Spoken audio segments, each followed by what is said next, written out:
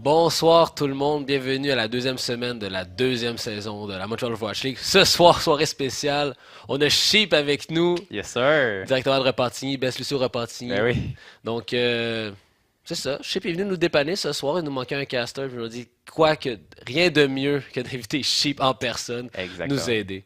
Content que tu sois là, Sheep. Mais moi aussi, je suis bien content, ça fait plaisir. C'est toujours une belle petite expérience Ouais, une belle de petite caster à tes côtés. Exact, man. On passe de joueur professionnel à euh, modèle de photos sur Ben oui, Facebook ben oui. à caster. Organisateur d'événements aussi, hein, Exact, au organisateur d'événements. Gaming Café, faut pas l'oublier. Mais je sais. Donc, content que tu sois là, Sheep. Donc, avec ton beau visage, on a comme le surplus de cheveux frisés ce soir dans Ah, le stream. écoute, ouais, À vous, là. c'est frisé au pied, effectivement. Ouais, le green screen n'est pas down avec ça parce qu'on va tout casser le système ce soir. Alright, donc ce soir, on a des match-ups assez intéressants. On a Windstorm Gaming contre Annie D-Link pour le premier match et par la suite Beaver Riders versus Concordia Esports. Les trois maps sont Dorado, par la suite c'est Népal et pour terminer Temple of Anubis si jamais c'est du 1 à 1 dans ce Best of 3 Games. Donc, qu'est-ce que tu penses des match-ups ce soir? Étant donné que tu as affronté Windstorm Gaming la semaine passée, qu'est-ce que tu penses que Windstorm Gaming va apporter aujourd'hui? Moi, je trouve ça vraiment intéressant parce que Windstorm, c'est une équipe qui rely vraiment sur leur, ben, à mon avis, qui rely vraiment sur leur DPS parce Mhm. que on a Drafen qui est un excellent sniper. Ils sont vraiment bons pour avoir des picks, c'est-à-dire que le Mercy, quand ils vont engage pré-fight dans l'équipe ennemie, ils vont rarement avoir leur res. Mhm. Sinon, il y a Duplug aussi, qui est faut pas l'oublier, un DPS, un Edcan en fait, qui a déjà atteint 4.5K, si je me trompe pas, saison 5, 4. Ouais, dernièrement, ouais, dans les plus hauts là. Ok, bien joué. Il y a aussi, je pense qu'il y a aussi Wiz qui va jouer ce Ouais. soir. Je sais pas s'il joue encore avec Windstorm, qui est un excellent Zenyatta. Mhm. J'ai joué avec lui d'ailleurs jusqu'à saison 1, 2, 3, je pense. J'ai joué dans son équipe avec lui. J'étais là quand il y avait le double Lucio. Wow. Ouais, c'était très intéressant Old un peu school. comme match. Old school, on Old en school parle. stuff là. Ah, écoute, faut le ressortir à un moment donné. Un mode comme ça serait très Ça intéressant dans serait pas l'arcade. pire faire des matchs, mettons, semaine de relâche, quelque chose d'assez intéressant avec ça. Ben, on fait ça. Puis on scramble les équipes, là, puis on fait du 6v6 Eco Antarctica, juste des juste Lucio. des Lucio. Speed Lucio all the way. Ah, wow! En tout cas, donc c'est ça, donc du côté de Windstorm, affronter cette équipe-là, ton feeling en tant que Mirage, parce que si vous ne le savez pas, Mirage, c'est avec Sheep, Shotcaller, c'est quoi ton feeling en tant qu'on va affronter cette équipe-là? Tu trouves que c'est une équipe qui est forte, qui est solide, mais qui recule beaucoup sur leur DPS en général? Ouais, effectivement. Donc, si Annie Dealing, qui est une équipe très agressive, je ne me trompe pas, Ouais. s'ils réussissent à shut down, en fait, leur sniper ou leur autre Edscan, c'est pas impossible même si le match-up, à mon avis, est favorable à Windstorm, c'est pas impossible qu'ils réussissent à aller shut down, puis éventuellement avoir une map ou deux. Who knows? Who knows? Faut voir ça, j'ai bien hâte de voir. Du côté d'Annie Dealing, on a Trixie. Trixie, mon boy. Non, Trixie Best qui est Lucio. Best Lucio après Shape. Donc, Best Lucio Repentigny. Trixie, c'est Best Lucio studio sous-sol, je sais pas. Donc, j'ai hâte de voir ça. Trixie, comment Mhm. il a step up son game. On a Atomic aussi qui était vraiment un gros DPS la semaine passée. Donc, on va voir de ce côté-là. On va avancer dans la game dans à peu près 5 secondes. Donc, j'espère que vous êtes prêts à la maison. On va te commenter ça de façon sporadique tout le long de la soirée. On n'a pas QGIBO pour qu'il puisse coller toutes les choses qu'on voit à l'écran. Donc, on On va faire va notre mieux essayer, c'est ici. ça. Donc, c'est quoi ton feeling de Dorado, toi, Sheep, en général? Est-ce que c'est une map que tu aimes beaucoup faire être support dessus ou c'est des maps que tu trouves assez difficiles à support? Moi, personnellement, j'aime pas être support dans cette map-là, mais je trouve que la map est vraiment intéressante parce que je trouve qu'elle a beaucoup de diversité. C'est-à-dire que dans le premier point, ça rely vraiment sur le gros choke point qui est l'arch. Mhm. Mais si jamais l'équipe en attaque réussit à capturer le premier point, ça change tout de suite en high ground. En fait, tout est relié sur le high ground. Donc, il y a beaucoup de changements de composition dans cette map.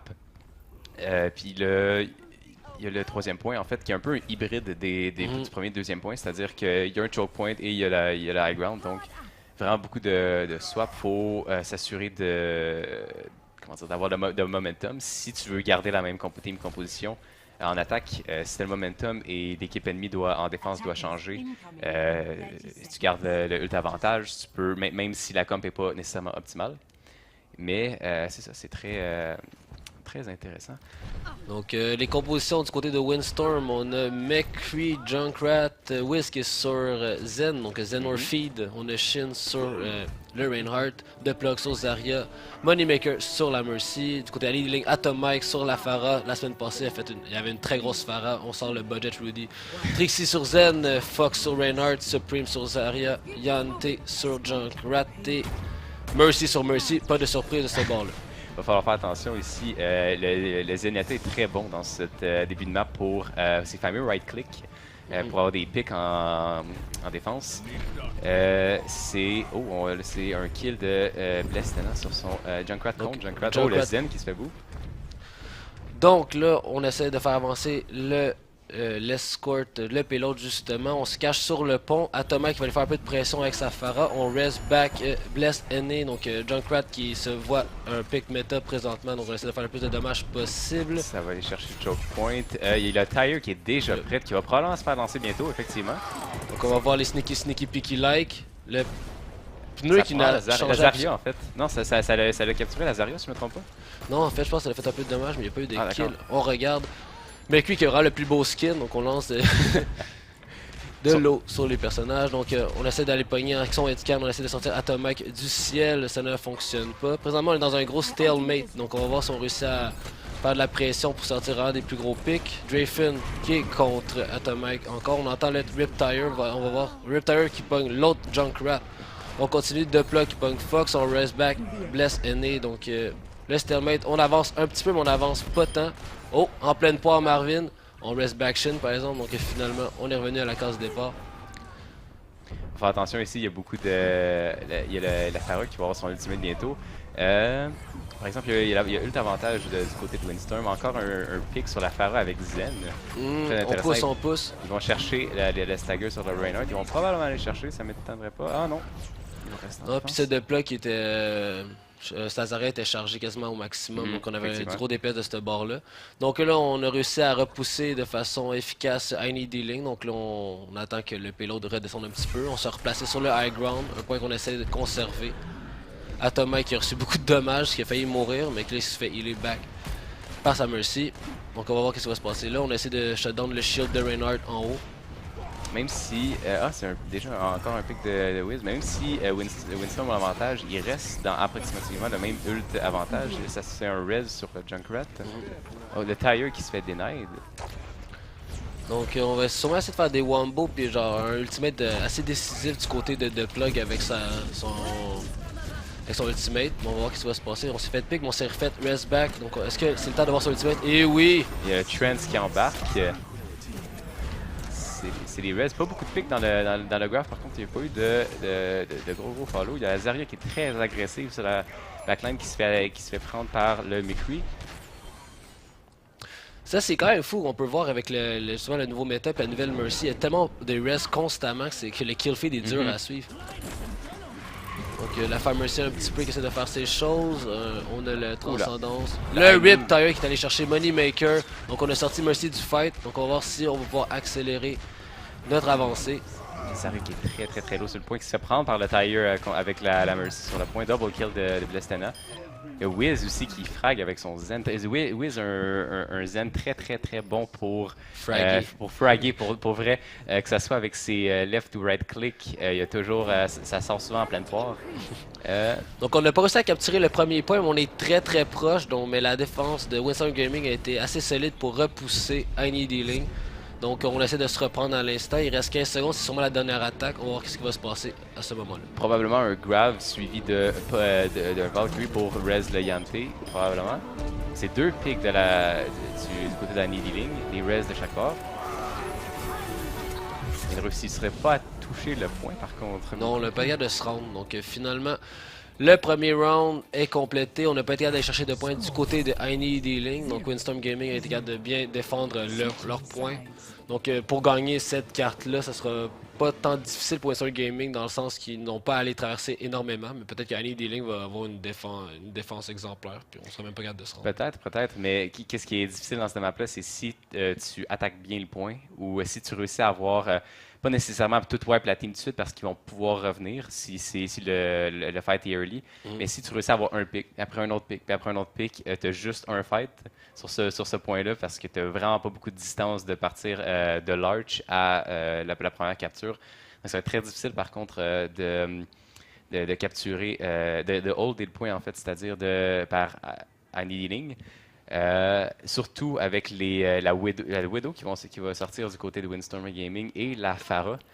Ça va faire beaucoup de damage, surtout avec les Discord Orb et la. Il y a aussi le Winston de Shin, puis juste dans le dive avec Diva et Winston qui vont être dans la face des gens. Donc on joue d'une une com un peu plus agressive du côté de Windstorm. Effectivement, ça va vraiment. C'est une com qui rely vraiment sur leur Pharah, c'est-à-dire que non seulement si les Discord et le Mercy Boost sont timés en même temps, la Pharah peut one-shot des personnages qui sont 200 HP, comme Junkrat. Par exemple, ils ont swap pour leur Zen pour Lucio, intéressant. Probablement pour jouer plus dive-ish. Oui, ils vont essayer d'avoir un pick et d'y aller avec ça. J'imagine qu'ils vont essayer d'avoir la Mercy avec la Widow pour pas justement qu'il y ait de res après. C'est assez intéressant. Beaucoup de burst damage d'ailleurs du côté de Windstorm. Je pense qu'on est assez confiant du côté du dommage, donc on n'était pas obligé de rajouter un Zen dans l'équipe avec aussi la Mercy. Donc c'est parti. Donc Dreyfus qui va se placer pour essayer de faire un beau petit pick. On a visé Lazarian, on l'a raté. Oh, on a sorti Yanté déjà. Qui se fait res back parce que c'était bien trop rapide. Ils vont essayer d'y aller agressif parce que là, la Mercy a plus son res, donc il y a l'avantage. Depla qui joue Genji en passant, qui a changé son pick de diva pour Genji. Donc on fait beaucoup de pression. On est dans la phase de l'autre équipe. Donc Shin qui essaie de faire des flanky. Blessed Aîné qui fait du gros dommage sur sa Pharah, qui se bat contre Supreme. Lazarian qui est très low HP d'ailleurs. Mais qui se fait pocket par Mercy, donc ça a été difficile. Dreyfus qui s'est fait sortir, mais bring back par Moneymaker. Widow dans le back, sneaky pick sur le Zen. Ok, on l'a pas vu encore, on l'ignore. Oh, Mercy, ça passe. Oh, on a Pharah qui fait beaucoup de damage en frontline par contre. Exact. On va faire attention à ça. Il y a beaucoup de threats, autant frontline que backline avec la Widow.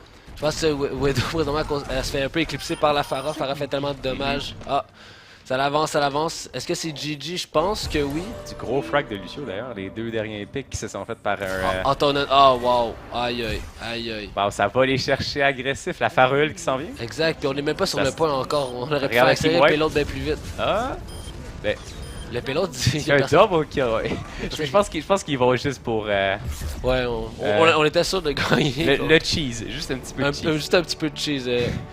Faire une domination esthétique dès le début pour dire que c'est nous qui commence. Donc Windstorm Gaming emporte la première carte. Donc play of the game de Blessed Aîné, on va regarder ça. Probablement un double kill tire avec du damage sur la frontline. Oh, les snipe grenades, est-ce que ça va. Ah, ça a l'air un pick sur le. Wow! Tire sur la. Et Mercy, et un double kill. C'est comme un beau play. Surtout les grenades au début. Ouais, très intéressant comme choix d'endroit pour tirer. Là. Ouais, puis c'est aussi toujours le rêve de faire ça. C'est toujours le rêve de comme tu commences à tirer avec Junkrat, puis finalement t'as des picks, t'es comme oui! T'es comme j'ai un pick, c'est cool. That's it. Puis en plus, c'est cool, c'est qu'on a eu un pick, puis il s'est pas fait rest back tout de suite par Mercy. Non, après, on a tué Mercy, donc finalement, on a juste sorti ça. Ça dénide soit Valkyrie, je savais pas s'il y avait Valkyrie, mais ça dénide un res par contre. Exact, donc moi c'était vraiment pas super. Donc. Cool, donc on a Windstorm Gaming qui gagne la première map. Si vous avez remarqué notre décor, on est live avec eux à Dorado, donc c'était assez cool. Ben oui. Donc c'est assez cool. Le gros budget. Montreal Overwatch, le gros budget live, donc c'est vraiment cool. Donc là, on est rendu à la deuxième map, donc c'est Népal. Comme j'avais dit, selon mes prédictions de la semaine passée, Windstorm Gaming qui est une équipe en puissance présentement. Par contre, sur les captures de pointe, la semaine passée, Heine Dealing il était explosif en attaque. Donc, ça, je pense que c'est leur style de map. Puis je crois qu'ils ont hâte de faire ça. Donc, j'ai hâte de voir si on va avoir un upset. Parce que présentement, Windstorm Gaming a gagné de façon assez solide, assez convaincante. Effectivement. Donc, est-ce qu'il va y avoir un upset? On va regarder ce qui va se passer avec ça. Mais J'ai hâte de voir. Annie D-Link, vous devez sortir les Genji. By the way, là, je le dis à chaque fois, il va falloir voir un Genji. Peut-être que c'est votre endgame. Peut-être que si vous sortez le Genji, ce sera juste pas juste pour les autres équipes. J'ai hâte de voir. Mais pour l'instant, Winston Gaming est pas mal en forme. Ouais, mais par contre, c'est une très bonne map pour les genres de characters qui jouent, Windstorm Gaming. Par exemple, ça va peut-être se corser dans Népal parce que c'est une map qui, comment dire, tu peux apporter beaucoup de diversité de comp qui marche. La dive comp de Annie Dealing potentiellement pourrait marcher. Sinon, on va bien voir. Mais il y a autant de choke points que de high ground, tout dépendant de comment la team Annie Dealing ou Windstorm va la jouer. Bien de voir ça. Moi aussi j'ai hâte de voir ça. Puis moi j'ai toujours aimé beaucoup les captures de points. Donc c'est là qu'on voit du gros frag, le beau jeu, les gros flicks. J'ai bien hâte de voir ce qui va se passer. Donc on retourne en game à l'instant. Yes. Yes. Donc pour l'instant du côté de Windstorm Gaming, on a Atomic qui prend Orisa. On n'est pas sûr. Mais je vous dis les picks pour l'instant, ça va pas dire que ça va être ça. Un petit peu de troll? Un petit peu peut-être. Donc à moins que ce soit son Orisa Secret Pick Play ever avec le Bastion et le Torbjorn. Donc pour l'instant, je pense qu'on n'est pas obligé nécessairement de dire les noms. On va attendre que la game commence. Par contre, je me trompe pas, les noms sont inversés. C'est Windstorm Gaming.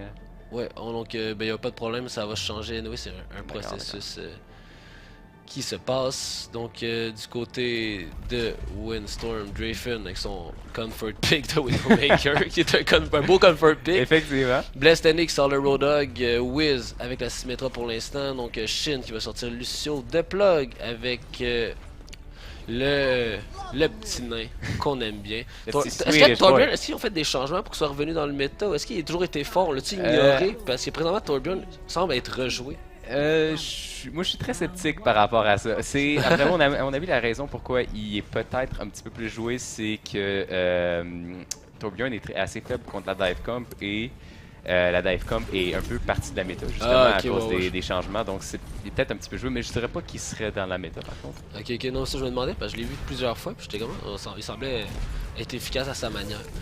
Et Atomic qui est revenu sur sa Pharah, donc ça c'est bon. Trixie sur le Lucio, Fox sur le Winston, Supreme sur la Zarya comme d'hab, Yante sur la Tracer et Mercy sur le personnage secret Mercy. Plus de res des deux équipes par contre. Il y a, si je ne me trompe pas, c'est encore en 6 contre 6. Il y a Shin qui perd son mec. Donc Drafen est out, il peut pas se faire res back, Supreme aussi. Mercy est morte par le Wiz qui est encore en train de fraguer comme d'habitude. The Plug qui venge sa tourette et tue Atomic. C'est quand même proche comme fight. Je crois que c'est encore du 3 contre 3. Shin qui prend beaucoup de pics, a réussi à avoir son mec. Tracer très low qui va chercher un red pack. C'est pris par Windstorm Gaming. Shin qui va frag contre la Tracer. C'est vraiment dur en plus si tu as une Tracer avec un Zenyatta à cause que c'est projectile. Je serais intrigué de voir ce qui est les gold medals du côté des kills de Windstorm parce que j'ai l'impression que c'est toujours Wiz qui tue des gens. C'est que Wiz qui est on fire présentement avec son fragging des Zenyatta légendaires. C'est pas étonnant que ça soit les Zenyatta pour de vrai. Mais je parle avec expérience dans notre équipe qu'il y a un Zenyatta qui fraguait beaucoup aussi. Et ça va chercher des pics. La Pharah qui est très low. Donc on a l'ultimate. Oh, Tracer qui a droppé sa bombe sur The Plug. Donc on a exposé le petit nain. Mais on le rest back parce qu'on est comme. Ça se passe pas comme ça la discrimination. On a le système qui joue très agressif. Il se fait pas. Il se fait voir par la Pharah, mais il y a encore le trend pour se sauver. Il va aller chercher un right click sur la Pharah qui est très low. Il va se faire des nets. C'est très risky de jouer des Zenyatta de cette façon-là. Je trouve ça un petit peu. Je trouve qu'il sous-estime un petit peu l'équipe de Annie Dealing qui peut faire un petit peu plus de job qu'il pensait. Donc sur le point, présentement, on a Drafen, Widowmaker qui est connu pour son frontline légendaire. Sur le point, en train de le défendre, bien entendu. On essaie de passer par le backroom, mais le backroom se fait contester par justement l'équipe adverse. C'est quand même proche. Par contre, il y a Annie Dealing qui vont revenir avec un ult à avantage, si je ne me trompe pas. Ils vont avoir une ult de plus que l'autre équipe. C'est déjà un pick, un beau petit headshot sur On a bien sorti son ult. sur le beau petit Trixie. Avec le CC légendaire de Widowmaker, soit te refaire venir dans ta base. Ici, ça va jouer agressif avec probablement une Diva ult. Ça m'étonnerait pas de voir une Diva ult dans leur spawn. pour aller chercher un quick team fight avec seulement une ult utilisée. Il y a beaucoup de... leur ult avantage est très bon d'ailleurs du côté de Winston Gaming, une de leurs forces. Ouais, c'est très, on peut l'utiliser de façon très défensive et très offensive à la fois. L'ultimate de Diva qui fait énormément de dommages, mais l'ultimate aussi de Torbjorn qui le rend ultra tanky et le rend assez dangereux. Donc on a capturé le premier point sans trop d'artifice, sans trop de problèmes non plus. Même qu'on avait oublié que ça en train de décaler le pourcentage. Donc finalement, Windstorm qui gagne le premier point de façon assez convaincante. Et au début, il semblait on contestait beaucoup plus au début parce que le point avait semblé être capturé plus rapidement par Annie Dealing, mais une fois qu'on a pris possession du point, on n'a pas été capable de le contester. Qu'est-ce que tu penses, Sheep, qui a fait que Annie Dealing c'est même pas été capable de se rendre au point? Ben, j'ai trouvé des fights assez intéressants parce que Annie Dealing partait souvent sur des pics avantages. Il y avait souvent des fights qui étaient en 6v5 ou 4v5, 4v6, désolé, en faveur de Annie Dealing. Mais il y a vraiment comme le sniper qui a été négligé, qui réussit à avoir des pics. C'était tout le temps en fait un des soit DPS ou soit carrément le Zenyatta qui allait chercher des frags. En fait, je pense qu'à Dealing, ce qui manquait, c'était la coordination et de la rapidité sur aller chercher le target. Quand tu as un Lucio dans ton équipe, que l'équipe ennemie en ont pas, faut vraiment que les fights se fassent, tu relies sur ta mobilité. Okay. Parce que Windstorm Gaming ont plus de damage avec le Zenyatta, la Discord. Faut que tu joues aussi sur les gros teamfights avec ton centre barrière, que tu joues group top. Le Zen, le Genji qui a déjà sa ult. Et le point est même pas capturé encore, c'est quand même assez impressionnant. Ouais, exact. On a fait des gros pics sur le side en même temps, puis Deplug semble bien confortable sur son Genji présentement. Donc on part la Blade, on fait les slash, ciao bye, Lucio sort d'ici, on capture le point, aucun stress. La Blade qui était quand même pas utile parce qu'il avait déjà gagné le fight par contre. Pour vrai, ouais. Il aurait pu la conserver, mais je pense que... Ben, c'est quand même assez dangereux parce qu'ils reviennent, Nadine qui revient avec Dead Blossom de Reaper et le centre barrière. Donc ils vont pouvoir counter le ult d'Orisa et le Whole Hog, ce qui est assez dangereux. Ça m'étonnerait pas que Annie Dealing gagne le prochain fight s'ils réussissent à bien combo leur ultimate. Puis que Drafen n'est pas capable non plus de faire trop de pics, mais on vient de sortir Mercy, de Plug qui est sorti la Mercy. Donc on enlève le res, on le beaucoup de frags de Genji d'ailleurs, on l'a vu, qu'il y a eu 3 ou 4 pics dans cette fight-là. Il va déjà revoir sa blade pour le prochain fight, c'est assez impressionnant. Il va falloir qu'il fasse attention à Healing pour le prochain fight. Il y a le Old Hog du côté de Windstorm Gaming qui va pouvoir complètement deny le Reaper, le Hook aussi qui est un gros counter. Le Transcendence. Windstorm Gaming sont bien présentement, leur équipe est quasiment tout le temps on fire, pas de temps, mais il y en a deux qui sont on fire. Donc on essaie de flanker, on va voir ce qui va se passer par ici. On a droppé le Soundbarrier du côté de Annie La Blade qui revient sur la Mercy. Ça... on l'a slashé dans le vide, mais on l'a payé pareil. On est allé... Counter sur le Dead Blossom. Exact, donc on est allé repel son dommage dans son visage. La bombe de Diva sur le point. On n'a aucun pick avec la bombe par contre. Atomic double post bomb kill, donc ça c'est très bon. Il y a Genji qui a d'ailleurs dash dans la bombe. C'est assez intéressant à voir. C'est le Zen qui a été pulse, c'est le Genji qui a juste par réflexe dashé out, mais il a dashé dans la bombe en fait. Assez comique comme tout. Donc Winston qui a reçu une balle, mais pas en pleine poire. Ça va être le dernier fight, il n'y a pas d'ultimate des deux bords. On est sur le point, oui, on est en overtime présentement. Mercy qui reste back Supreme, Trixie qui sort du match, Atomic qui se fait aide encore par Wiz. Constamment, Shin, blessé. Donc ça semble être la fin pour Annie Dealing. Est-ce quelqu'un est sur le point? Présentement, est-ce qu'il est sur le point? Personne n'est sur le point, je pense qu'on a remporté. Et voilà. C'était assez aisé comme dernière map. Je m'attendais pas avec la première round qui ont réussi quand même à avoir plus de pics. À Windstorm Gaming, ils ont vraiment pas donné place à la contestation. Il n'y a pas eu de point qui s'est fait caper sur le de Plug tantôt avec le gros fragging pour pouvoir get son ultimate quasiment back. Ouais, il s'est fait assez négligé sur cette fight-là, par contre. Ouais, tout seul, on n'avait pas peur du Genji, mais on l'a sous-estimé, en fait. Donc, wow! Windstorm Gaming qui a gagné ça de façon assez décisive ce soir. Effectivement.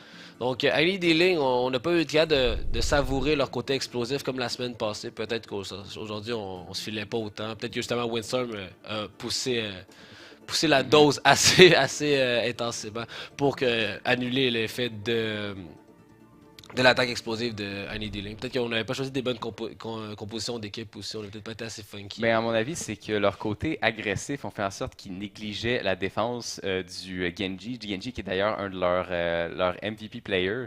Puis, ça fait en sorte qu'il a fait beaucoup de. Leurs DPS ont fait beaucoup de work. On voyait beaucoup le Genji, la Widow dans les kill feeds.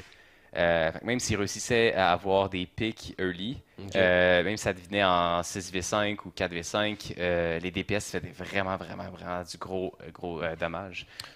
D'où on voyait justement avec la ultimate de Genji à quel point il l'a capturé deux fois vraiment rapidement. Quand d'autres bords, il y avait des ultimates qui étaient même pas à 100% encore pour la première fois. Fait que, il y a eu des grosses blades. Exact. Donc, peut-être justement, Annie D-Ling ont trouvé un peu comme une équipe qui a de jouer aussi très Mhm. agressive. Donc, on a été pris au jeu que justement, on est habitué de jouer de façon explosive. Et cette fois-là, l'autre équipe est encore plus agressive que la Ouais, nôtre. Donc, on effectivement. n'a pas été capable de contrer ça. Donc, ça suffit pour le. Ça suffit. C'est le Ça dernier. suffit. Ça suffit. Ciao, bye! Ciao, on s'en va. Ciao. Donc, c'était ça pour le premier match. Donc, on va avoir une courte pause avant le prochain affrontement qui est entre Beaver Riders et Concordia. Concordia, ouais. Donc, j'ai bien hâte de voir ce qui va se passer de ce côté-là. Concordia, qui est une équipe qui était très bonne la saison passée. Beaver Riders, une nouvelle équipe de cette saison-ci. Donc, en gros, j'ai bien hâte de voir ça. Sinon, est-ce qu'il y a quelque chose à revenir sur Annie D-Ling et sur Windstorm dans leur gameplay? Euh, Pas vraiment, mais moi, ce qui m'intéresse justement du match prochain, c'est que je pense que ça va être vraiment plus serré. Mhm, Que ça va être un match qui va vraiment être assez, comment dire, joué sur le teamwork. mhm. Que ça va être plus si Beaver Riders vont réussir à, même s'ils ont des nouveaux joueurs, s'ils vont réussir à être aussi coordonnés Ah ouais, je vois. que l'autre équipe contre Concordia, Concordia, même s'il y a eu des roster swaps qui jouent ensemble depuis assez longtemps quand même. Ouais, ouais, c'est une des premières équipes à tourner à Montréal que leur establishment était Mhm. clair puis qu'on jouait constamment ensemble. Ça fait que à mon avis, ça va vraiment jouer sur ça parce que niveau talent, je pense que c'est assez similaire. Si je me trompe pas, les skill ratings. Ouais, j'ai bien hâte de voir aussi ouais, comme avec leur SR et tout. Mais c'est Concordia qui, d'habitude pour leur coordination, joue vraiment bien ensemble. Mhm. Donc Beaver Riders, si on est capable de passer, outre le fait qu'on a changé quelques joueurs ici et là, peut-être que ça va justement être beaucoup plus serré. Parce que ouais, peut-être justement dans l'autre match-up, justement, on a eu le raw talent des joueurs de Mhm. Windstorm. C'était même pas besoin d'être joué en équipe, on était tout simplement dominant sur l'autre équipe. Donc on va voir peut-être justement un match un peu plus serré. Mais c'est quand même un bon match. Annie D-Ling, justement, qui est une nouvelle équipe avec le plus beau logo, sont bien Effectivement. débrouillés, mais on peut pas tous les gagner. Donc c'est ce qui se passe. Donc on s'en va à la pause. Donc on se revoit tantôt. Restez en ligne avec nous. Dans 10 minutes, ça repart le beau jeu. Le beau jeu ne cesse Yes. jamais. Merci beaucoup. Toujours. On se voit tantôt.